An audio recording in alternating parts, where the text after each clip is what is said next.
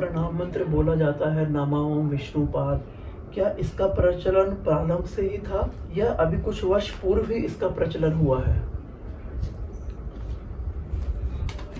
कि गौड़िया वैष्णव संप्रदाय जो है वह 500 वर्ष से भी ज्यादा पुरानी है और ये सारी प्राचीन परंपराएं जो हैं अभी भी हैं, जो 500 वर्ष से चलती आ रही हैं। आप नवद्वीप जाओगे तो भी आपको मिलेंगे, आप जगन्नाथपुरी चले जाओ, आप वृंदावन चले जाओ, राधा कुंड चले जाओ, सारी परंपराएं आपको मिलेंगी जो प्राचीन साधु संत हैं।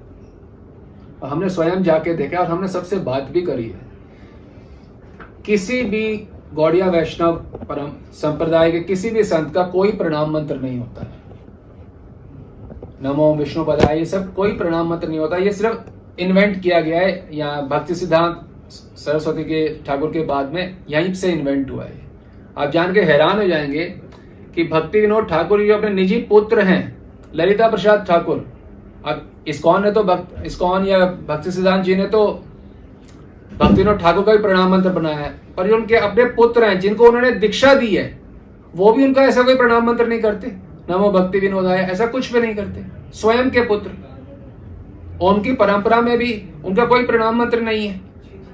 आज तक उनकी परंपरा चल रही है भक्ति विनोद ठाकुर के, उनके शिष्य हैं, उनके शिष्य हैं, ऐसे उनके वहां भी उनका प्रणाम मंत्र भी नहीं है।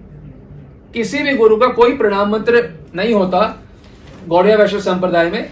यह प्रणाम करते हैं आदर भाव से, अज्ञानतिमिरन्धस्य ज्ञानांजन शलाकया चक्षुरुन्मीलितं येन तस्मै श्री गुरुवे नमः। मैं गुरुदेव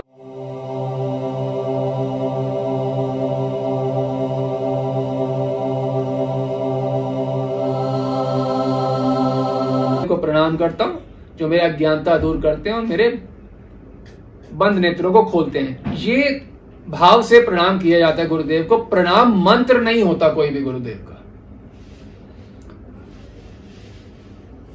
और प्रणाम मंत्र से भोग लगाना, ये नमो विष्णु पदाय करके भोग लगाना, ये बिल्कुल अशास्त्रिक है। बीज मंत्र से भोग लगाया जाता है, ना कि प्रणाम मंत्र बना के नमो विष्णु पदाय करके भोग, ऐसे भोग नहीं लगाया जाता। हम ये नहीं कह रहे आप हमारी बात सुने या माने। जब हम इस्कॉन इत्यादि संस्था में होते हैं वो कहते हैं बाहर मत जाओ, हम तो कह रहे हैं बाहर जाके आप खुद हमारी बात मत आप समझे, आप खुद नवद्वीप जाएं, वृंदावन जाएं, राधा कुंड जाएं, जगन्नाथपुरी जाएं, जहां पे गौड़िया वैष्णव प्राचीन काल से भक्ति कर रहे हैं। आप खुद देखोगे ना आपको प्रणाम मंत्र मिलेगा ऐसा, ना आपको ऐसे भोग लगाने की विधि मिलेगी।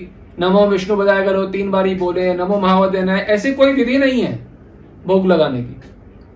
भोग लगाने की विधि क्या है? पहले तो हमने जो वीडियो बनाया है, आपने पहले भी प्रश्न पूछा था, तो आप वीडियो आप लिंक शेयर कर सकते हैं इसमें भी, कि भोग कैसे लगता है।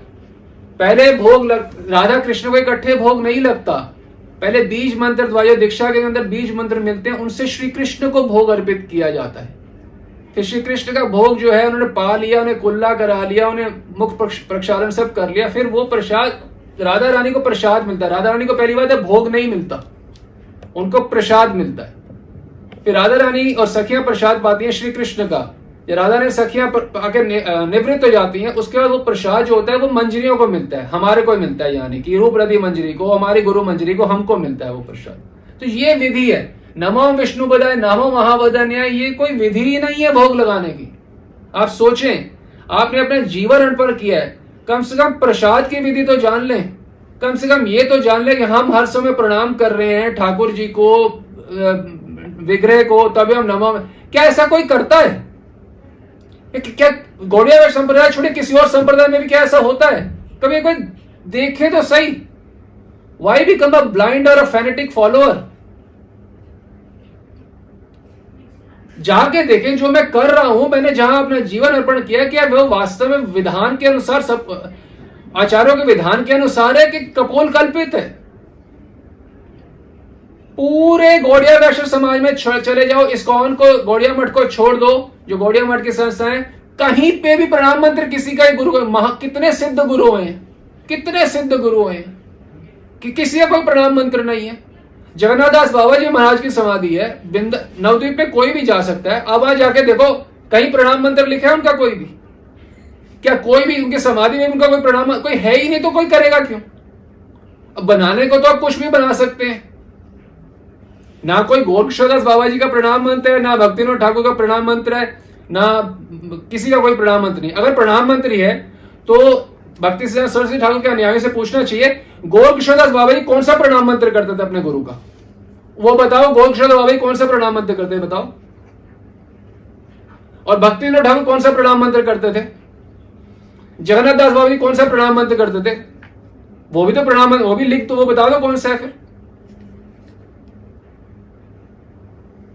अब इतनी रिस्पेक्ट दे रहे हो प्रणाम मंत्र करके, तो ये भी तो रिस्पेक्ट दिखाए। गौर किशोरदास बाबा जी जो भक्ति सिद्धांत जी गुरु हैं, वो कौन सा प्रणाम मंत्र करते थे, ये तो वर्णन बताओ।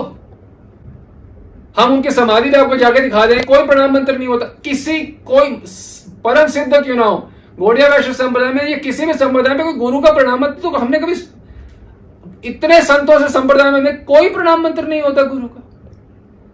ये बिल्कुल कपोल कल्पित है। गौड़िया वैष्णव संप्रदाय में प्रारंभ से अर्थात पिछले 500 सवा 500 वर्षों में कभी भी किसी गुरु का कोई प्रणाम मंत्र नहीं हुआ। अज्ञान तिमिरंधस्य ज्ञानंजन शलाकया चक्षुरुन्मिलितं येन तस्मै श्री गुरुवे नमः। इसी प्रणाम मंत्र द्वारा ही गुरुदेव को प्रणाम, उनसे प्रार्थना की जाती है।